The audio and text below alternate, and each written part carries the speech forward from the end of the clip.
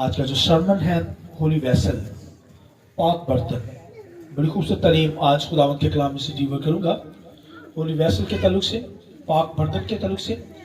तो मैं चाहूंगा मेरे साथ खुदावंद के कलाम में से हवाला निकालिए। खुदावंद के कलाम में से आइए, खुदावंद के कलाम में से हवाला लेंगे।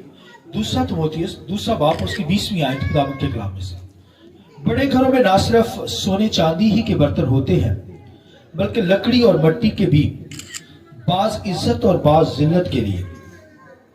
21वीं आयत, पर जो कोई इनसे अलग होकर अपने ताएं पाक करेगा वो इज्जत का बर्तन और मुकद्दस बनेगा और मालिक के काम के लायक और हर नेक काम के लिए तैयार होगा।